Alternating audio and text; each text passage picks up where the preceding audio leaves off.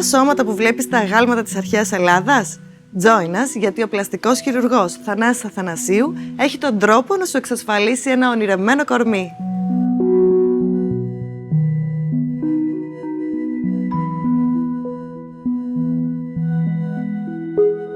Ακούμε για πολλές μορφές λιποαναρρόφησης.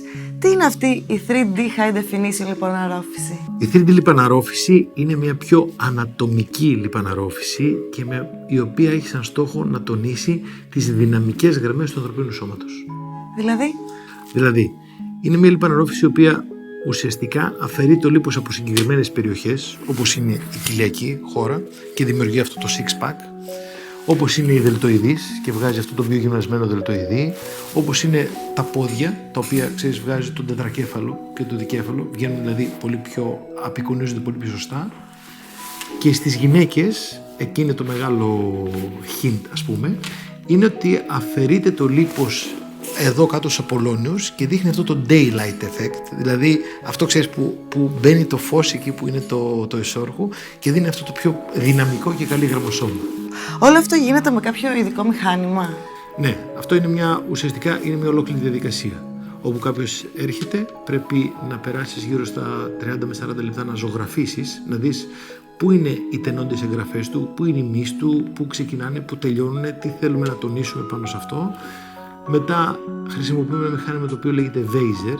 Το Vaser είναι ένα μηχάνημα το οποίο δεν αφαιρεί, λιώνει το λίπος και αφαιρώντας το δημιουργεί πολύ μεγάλη έμφαση στα σημεία που το αφαιρεί. Και το τρίτο είναι ότι πρέπει να έχουμε μια ειδική αποθεραπεία μετά για να βελτιστοποιήσει το αποτέλεσμα. Αυτή η μέθοδος απευθύνεται σε όλους? Μπορεί να έρθει κάποιος που έχει πολλά παραπανήσια κιλά και να γίνει σαν ένα αρχαίο ελληνικό άγαλμα? Κοιτάξτε να δείτε, αυτή είναι ωραία ερώτηση, αλλά όχι, δεν απευθύνεται σε όλους. Αυτή απευθύνεται σε άτομα τα οποία έχουν μια συγκεκριμένη διατροφική κουλτούρα και μια κουλτούρα σωματικής αγωγής, δηλαδή και γυμνάζονται και τρώνε σωστά, οι οποίοι θέλουν να βγάλουν τη δυναμικότητα του σώματός τους. Δηλαδή υπάρχουν πάρα πολλοί άνθρωποι που πάνε γυμναστήριο, παιδεύονται, χτυπιούνται, δεν έχουν αυτό το αποτέλεσμα που θέλουν, ενώ εδώ με αυτόν τον τρόπο βγάζεις κατευθείαν αυτό το πολύ γυμνασμένο και έντονο σώμα. Βλέπετε εδώ ένα κύριο ο οποίος πήγαινε γυμναστήριο, είχε μια παιδεία, αλλά κοιτάξτε να δείτε πώς έγινε μετά. Και αν πάμε λίγο στις γυναίκες, κοιτάξτε να δείτε πόσο πιο λιγότερη προβολή είχε εδώ και πόσο πιο ωραία προβολή απέκτησε εκεί πέρα. Κοιτάξτε εδώ πέρα πώς ήταν πιο πεσμένος και λιγότερο προβολή, κοιτάξτε τι ωραία προβολή απέκτησε εδώ. Βλέπετε εδώ ένας άντρας που πήγαινε γυμναστήριο, είχε μια συγκεκριμένη αθλητική παιδεία και κοιτάξτε το αποτέλεσμα του μετά. Όπως και στην πλάτη του μετά. Πώς σχηματίζονται αυτές οι οσφικές, τα οσφικά τρίγωνα, η μέση οσφική και ο τραπεζοειδής. Ποιος είναι ο χρόνος της αποθεραπείας?